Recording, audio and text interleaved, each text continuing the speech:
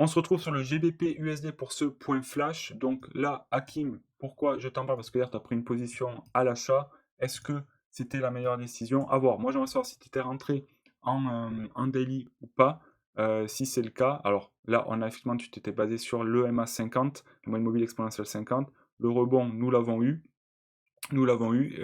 Est-ce que c'est le meilleur moment de se placer en achat? Tout dépend où est-ce que tu as mis ton stop loss. Si tu t'es placé là, moi j'aurais mis un stop loss assez large, on va dire peut-être au niveau de ce niveau-là, et encore, ça si tu te places en daily, tu te places en investisseur, donc typiquement, quelqu'un qui se place en daily, il va se placer juste ici, tu vois, avec un stop loss de cette manière-là, mais là, il y a quand même très peu de chances, enfin, oui, le prix va évoluer, mais là, il va évoluer dans cette zone-là.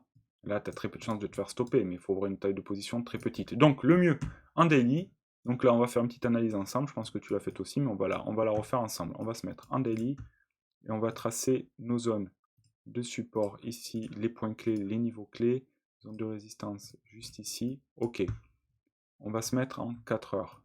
Qu'est-ce que le prix nous donne en 4 heures? Là, il nous donne une zone importante. On voit que le prix travaille ici. Ici, nous avons cette mèche-là. D'ailleurs, là, je peux le voir direct. Nous avons un Fair Value Gap pour les Smart Money Guys, ceux qui aiment le Smart Money Concept. Ici, donc là, Fair Value Gap, c'est quoi? C'est quand nous n'avons pas de bougie qui se touche. Là, nous avons deux zones. Nous avons une zone juste ici avec des bougies pleines et une zone juste ici.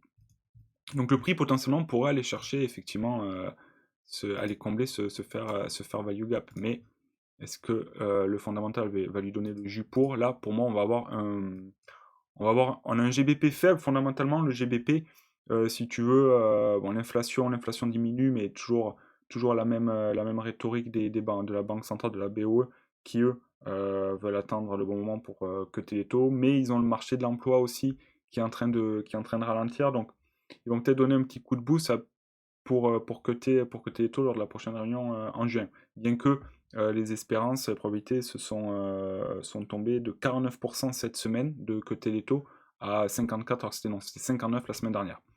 Donc les probabilités sont moindres, mais nous avons le GBP en face, l'USD en face, qui lui est résilient. En plus, nous avons encore ici une divergence. Donc là, ça fait une divergence sur le GBP USD, nous avons une divergence également sur le NZD USD, rappelez-vous. Donc cela indique vraiment, c'est une double confirmation, une double confluence pour vous inviter à acheter du dollar. En fait, voilà, puisque là, si vous vendez le GBP USD, vous achetez du dollar. Donc acheter du dollar est très intéressant.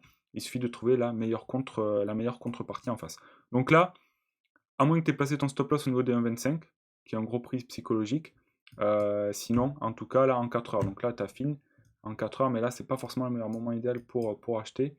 Quoique, ici, ouais, non, pas. On peut aller combler le fair value gap, mais ça se passera pas avant ne se passera pas avant le CPI. Là, pour l'instant, moi, je suis baissier sur le GBP USD. À voir où tu as placé ta position et savoir à quel prix tu as placé ta position, quelle est ta taille de lot exact. Donc, tu as parlé de 100 contrats en turbo, c'est quoi? C'est un lot, 100, 0, un lot de 0,10. Dis-nous en plus sur ça, les contrats turbo de chez IG. Quelle est ta position, ton stop loss et ta target. Donc là, tu vois, on est passé de daily, le daily où là, on est un petit peu affiné. Après, on est passé en 4 heures. Daily, on a posé les bases. En 4 heures, on regarde ce qui se passe. Là, tu vois, on pourrait même tracer une petite trendline juste ici. Ouais, juste là. Pour vraiment voir où est-ce que le prix évolue. Là, voilà, tu vois. Il y a vraiment une belle trendline en 4 heures ici. Donc, le prix a été breaké. Donc, le prix a été breaké. Là, nous avons eu un rejet de cette trendline-là. Donc, effectivement, le prix peut nous indiquer qu'il va partir. Mais est-ce qu'il va partir de suite? Pas forcément.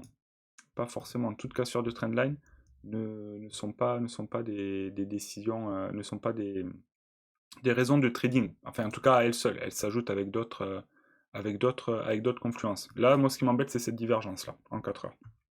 Et voir.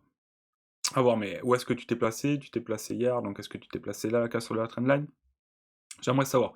Tu nous en dis plus, pour l'instant, je suis baissier, bien que à surveiller, ta décision n'est pas totalement infondée si on se base sur cette cassure de trendline là. Et nous avons un rebond en plus sur le MA 200 qui fait office de support actuellement.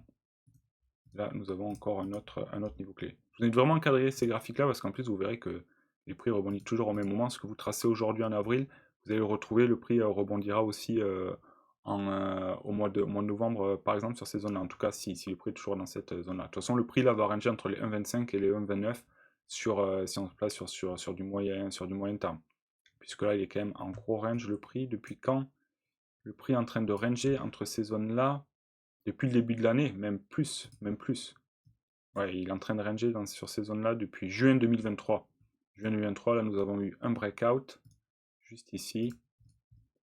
Donc là, il y a des grosses opportunités. Et là, ouais, nous avons quand même, ici, c'était pas un breakout, là, c'était une chute.